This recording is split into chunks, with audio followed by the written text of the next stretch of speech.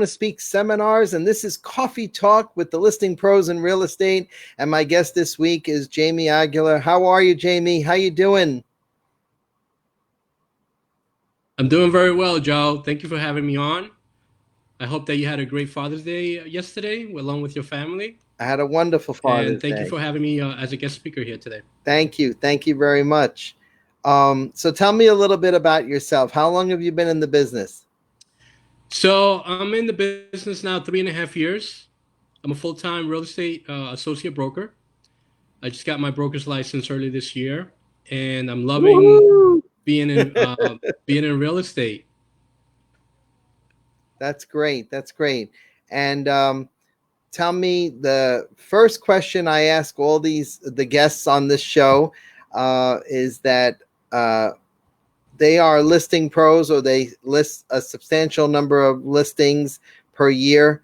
But what is your secret sauce to listings? Well, my secret sauce, if you want to call it that, is that I really want to do what's right for our clients, right? Um, Generally, when I'm speaking with a homeowner that's thinking about selling their home, I want to find out, what's their motivation for selling the house. And you've been in business for a large amount of years, and there's a whole wide range of why people are deciding to sell their home, whether it be that they're downsizing to a smaller home, they're relocating. Um, Sometimes they have just recently bought their home and now they need to upsize or downsize depending on what their situation is. So I really want to get down to the bottom line and understand what their motivation is, and from there try to help them meet their goals. So I think that my secret sauce and what really helps me obtain listings and my team as well is that we really care about our clients. And from that first sit down that we have with them, I feel like they really get a good feeling that we're there to support them in meeting their goals, and that really drives our business as far as obtaining listings in the marketplace. Tell me, is that message being heard more so today, or is that message being heard less from the consumer? How does the what is your reaction, or what is, I'm Well, sorry, what is their reaction to that message? they're a lot of times they're very surprised by um, you know at the way that we present ourselves, because they might have already spoken to other realtors out there, and they might have not gotten that sweet feeling when they're speaking with them. And as you know, we usually go and we compete with other agents to get the listing. And I've been in situations where I've been the last agent that homeowner spoke to after a long day, and they kind of like don't want to hear me speak anymore. But once we get into the conversation, I'll usually say something like, look, even if you decide not to use me as your listing agent, this is what I would do, and this is what you should do. I recall a time not too long ago where I spoke with somebody who was a for sale by owner, and they had already uploaded their listing as a for sale by owner on Zillow. And I said, look, even if you don't hire me as your realtor, I suggest that you go back to your listing and you know you um, you forgot to include these things on the description of your home, and I think that's really going to help you get more eyes on your property, right? And sometimes I'll say, hey, the quality of the photography is not that great. I Right. suggest that, do you want me to send you my photographer's name and number so that they could do the pictures for you, even if you don't use me? And I think that really drives home the point that I'm there to support them, whether they use me or not. And I do that genuinely. A lot of homeowners take very bad pictures when they post them on those types of sites, And a lot of realtors take bad pictures because they're using their cell phones to take pictures. And it always boggles my mind that on a listing, especially, you're going to take a picture of a bathroom, and you're going to take it with the toilet seat up or the shower curtain all disheveled and everything. So you're Absolutely. 100% right. Professionalism has to play a key role in taking a listing and the quality of your pictures. Do you use a professional photographer? We use professional photography, professional video. One of the driving points when we're speaking to sellers is that, everyone is shopping online, right? They're using their mobile phone, they're using their tablet, they're using their laptop, and it's just a matter of swipe, swipe, swipe. And I said, you only get one chance for that prospective buyer that's going to love your property, to take a look at it. And if you don't have a professional, high grade magazine quality photo, they might just go on to the next home. And in a matter of a minute, somebody can swipe, 50, 60 times until something really catches their eye. So we always use professional photography, because that's the kind of business age that we're in now, right? Everything is virtual, everything is Do you think the online. consumer is receptive to that? Like you said, the consumer just swipes and then you're given only a first impression. Do you think the consumer goes back to our videos and reviews them again, or are we wasting our time with video?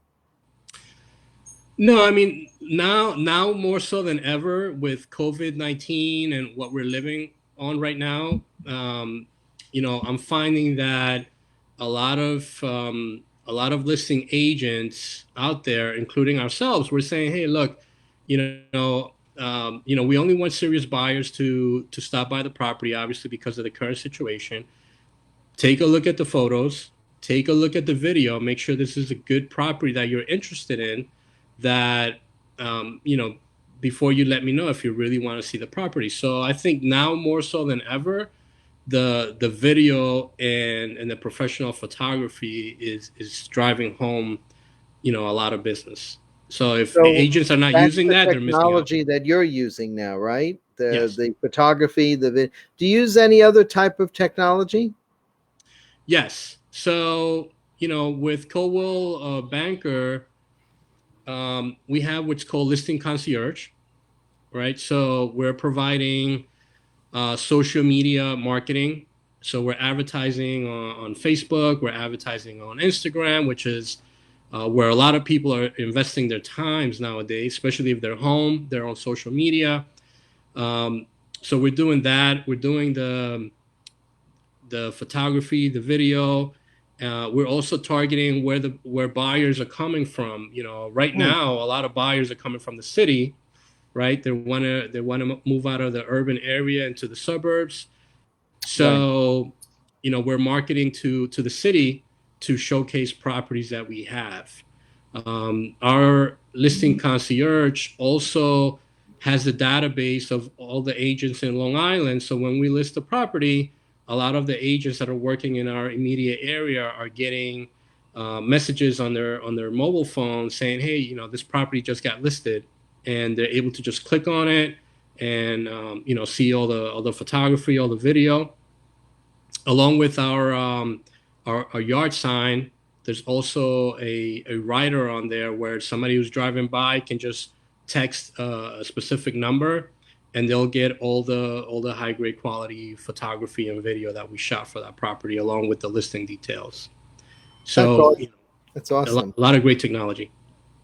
What do you think? Do you think that all of this helps drive business to a real estate agent, or do you think that we put up a lot of work or do a lot of work to market our listings that goes unnoticed by the consumer?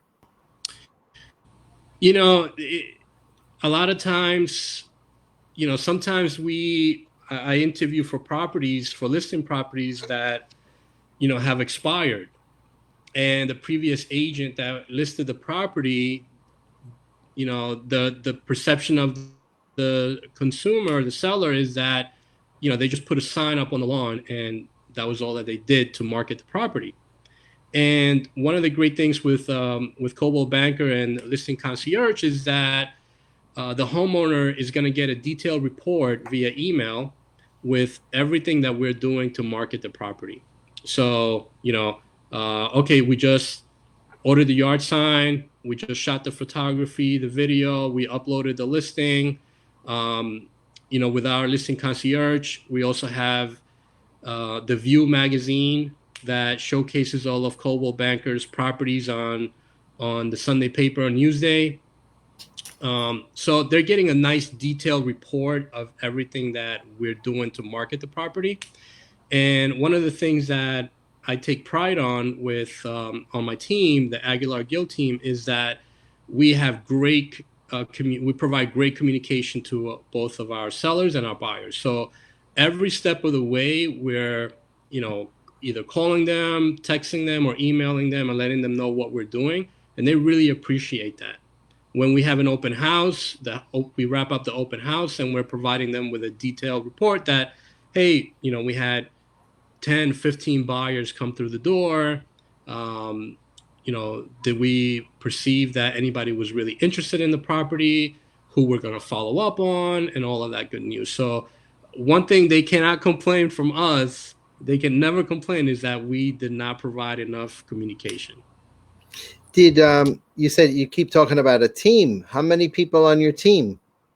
So last year in August, we joined Coldwell Banker, and I started a team with one of my partners, Sandeep Gill. And we're a small team. We're very compact, and we're able to, we want to keep it that way for now. And we are Right. always recruiting. So we've been very successful. We've actually been named Team of the Month in our office about 6 or 7 of the last, 11 months or so. Nice. So Very we're nice. doing very well. Congratulations. Thank you. That's good. So tell me, throughout this whole pandemic and post COVID-19 quarantine, what is the plan? What does the future look like for you in real estate and your team? Well, throughout COVID, obviously we were very, during the pandemic, it was very difficult to go out, and we were not really allowed to show properties. Sellers had to make the appointments with the buyers and all that good stuff. But we maintained a good communication with them of where everything stood at that each step of the way, and we were communicating at the same time with a lot of prospective sellers that we've been working on over the past couple of years, right? Because you'll get a call about somebody who's interested in selling their property, but it doesn't necessarily mean that they're motivated yet, or their life circumstance has propelled them to make the decision to sell. So we were providing weekly updates and staying in contact with our database of clients, and letting them know that we're still doing business, what the market looked like in their specific area. Obviously, that the market is really hot right now. It's been driven by the very low interest rates that are going on right now, and we've been very successful at putting properties into contract because of that consistent communication. And now that the restrictions, now we're the different phases that we're on, things are a little bit more easier as far as showing properties and scheduling open houses. So we have several properties that are coming into the market in the next month or two that we've been staying in communication. So a lot of the agents, took the time to either improve their education, right? Improve their certifications, and There was a if lot of education going on. absolutely, Yeah, there and at the really same was. time communicating Good. with their database. So we're very excited. We're very positive about what the future holds for us. So tell me, what kind of advice do you have for a new agent coming into the business? So I would, when I speak to somebody who's interested in getting into real estate, I always say go for it, right?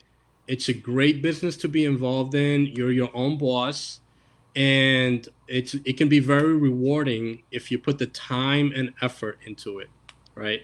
Um, I remember when I was just wrapping up my classes, the instructor at the school where I took classes said, there's an 87% failure rate, and I had like a mini heart attack. And I don't think I was the instructor, right? no, you were not. But what I would say to any new agent is put the time into it. Just because you have a laptop and you can work from home doesn't mean that business is going to come your way, right?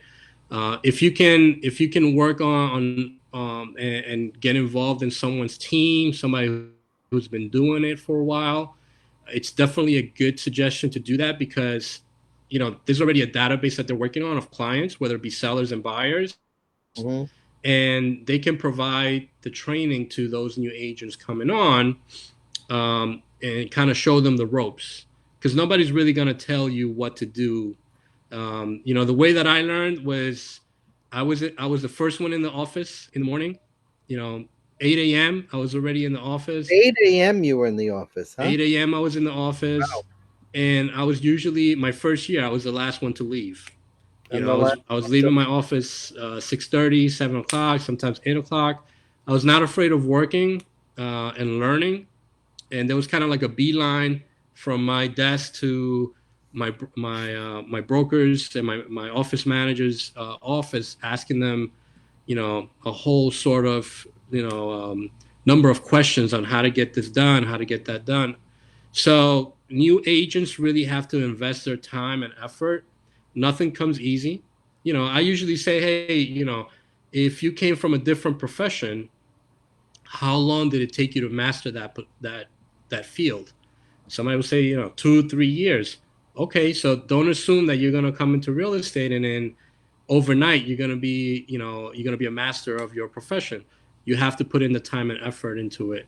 And because you're an independent contractor, there's nobody there to tell you, come in to work and punch in and punch out. So correct. you have to be What very about prospecting, leads prospecting for listings? absolutely. How do you get those leads when you're a new agent? How does one just begin? I mean, somebody told me, well, I subscribe to lead generation, and I spend about $700 to $1,000, and it will tell me what who's selling and who's thinking about selling. And I just don't see it for a new agent to spend that kind of money. Yeah, I mean, I really didn't spend any money in my first couple of years in the business on lead, generation. What did you Um, do? what I did was, I worked my open houses really, really well. When I listed the property, we sent out the postcards to the neighborhood to let them know that, this property just came on the market. The Thursday or Friday before the first open house, we spent an hour and a half to 2 hours walking around the neighborhood, knocking on doors and saying, "Hey, how you doing? Just want to invite you to our open house this coming weekend, Saturday, Sunday, 1 to 3." Um, and then from there, depending on where the conversation went, I usually said, "Hey, have you had any thoughts of, selling in the future?" And based on what they said, I would just continue the conversation, and it's always from a stance of helping them achieve their goals. um, What you would be know your advice to an agent who's been in the business so many years? From your standpoint, observing them, what do you think is your best piece of advice for people who've been in the business a long time?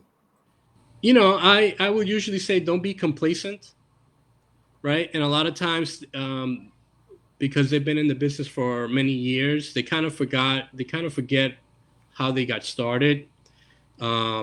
So you know if I was to do an open house in the future, I would continue to do what made me successful in the past. So if it meant door knocking, staying, communicate with the neighborhood, make sure that they're aware of the property that you're selling. Hmm. Um, that kind of stuff. People that come in through the door, following up with them. A lot of people don't follow up. They have the contact sheets of who walked through the door, they came in, and if the open house is Saturday or Sunday, and then on Monday they have you know 15, 20, 25 contacts that of people who came through their doors, and they stop communicating, they stop following up. So always stick to basics is very important. True. Um, and that usually will help anybody, whether you're just starting or whether you've been in the business for a large number of years. This is a listing show, and the crux of our business is the fiduciary responsibilities, the foundation of our whole entire core of our business. And when we think of obedience and loyalty and disclosure, confidentiality, accountability, and reasonable care, I always ask guests on the show, which one would you pick? I know they're all important, but which one would you pick if you had a choice, or if you said to yourself, that's my favorite right there? Which one would you pick there? I think confidentiality is top of mind because you know our clients, our sellers are entrusting us with what is probably their biggest investment of their lives, and they're communicating to us and letting us know what their motivation is for selling the property. It could be that they're downsizing to another state, and there's a timeline that they need to stay within. So, something as important as that, you want to make sure that you're not, blurting that out and spilling, what they've confided in you. And I Right. think that's really important. And there's a whole gamut of things that they confide in us once we get to know them. So usually from the first listing appointment, when we make the first contact, we're talking about agency and the fact that, I'm representing them as a seller's agent, and I'm letting them know that my fiduciary responsibilities are, and that everything that they say to me is confidential. I'm there to support them and help them meet their goals. And do you think that in your third year, you've had a lot of challenges? Do you think that you've overcome a lot of your initial obstacles in order to go 4 years, 5 years, and beyond? Yes. Obviously, now in my third year, I'm working on a lot of referral business from my first couple of years in the business. Um, this is like I said at the beginning of the call, this is my full time job. So Mm. my family was dependent on me on being successful. And in my first year in the company that I was with, I was named the Rookie of the Year for the New York metro area. So a lot of that business that I cultivated in year one and in year two, now in year 3 and 4, I'm able to go back to, I'm getting calls from those clients and saying, hey, my daughter's looking to purchase a house. Hey, my friend is thinking about selling. I gave him your phone number and things of that nature. So I'm working on a lot of referral business that I cultivated by doing, really hard work and following through in my first couple of years. So that's right now I'm getting a mixture of new business and some referral business, which is always nice. And that's going to always happen, as you get older in the business. You're going to get that kind of lovely little blend of things. Yes, Well, this absolutely. There's great. nothing better than getting a good referral. So I wish you good luck in your endeavors and what you're going to do. And I know that we're going to hear a lot of great things coming out of your team. And the name Jamie Aguilar is going to be synonymous with real estate all over Long Island, not just in and where you're located in Belmore, your office, right? My office is in Belmore, Merrick, um, and you know, uh, you've been a great mentor to me yourself. I really appreciate your mentorship and considering you a good friend. Um, Now, what a piece of advice did I give you early on in your career? so I was telling my wife that, when I got into real estate, obviously I was watching a lot of videos on YouTube and I started following a lot of people in real estate. And you were one of the first people that I started following in on social media. And when I first got into real estate, um, the office that I was in, said, "Hey, we know that you're investing into your business, and um, things could be tight right now. So, we can help you as far as using the MLS system and not having to subscribe to it right away." So, I got home and I remember that I shot you a message on Facebook, and I said, "Joe, what are your thoughts on, should I buy into the membership on for LIBOR and be able to use the MLS, or should I, spend a month or two and use the resources that I have in the office?" And one of the things that you said that sticks to me to this day is that your suggestion was to put some skin in the game. So if you want to be successful, you definitely have to invest in your business. My partner Sandeep Gill and I were recently invested in open house signs, to use on the streets. Um, we have our own writers with our name brand, our faces, our phone numbers, and all that. So, it could be challenging in the beginning, and I understand that. But if you can, you definitely want to invest into your business and put some skin A in the lot game. of people should put some skin in the game because I feel that when they don't invest in their business, it's like they almost want to coast on things, and I think that if you have something to lose, which is one of the habits, by the way, of 7 habits of highly successful people, think with the end in mind. If you have something to lose, um, your fire would be lit higher under your belly to work, and you'll be more Absolutely. motivated. And if you keep that in mind, and it's a mindset every day, day by day, right? We have a mindset that keeps us going in the business. I think that's what motivates me and challenges me every day. It's, sometimes I tell people, like today, I told my team, I don't want to get out of bed sometimes. I just want to just turn over and snooze. But I knew that I had some drive today, that I had, today's Monday, in real estate. Monday's the busiest day in real estate. This program will be aired on a Friday, which, by the time Friday comes along, you want to just like, oh, everyone's wishing you a great weekend or a good weekend. And then you and I turn around and look at each other and we would say, what's a weekend? Right. we're busy. We're starting our work on a weekend, when a lot of people are off looking, so for Yeah, us, I, 7 day I a week. usually call that my why. That's right. What is the why that drives you, right? And obviously, um, one of the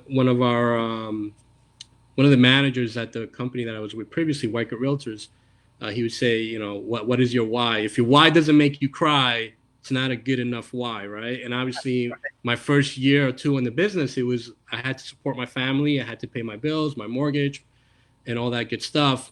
And as you begin to pick up steam, then okay, what is the next reason? What is the next why that's propelling me to go out and do business? Um, so deep. You have to look deep within yourself and see what is the driving force that's motivating you to continue to be to stay ahead.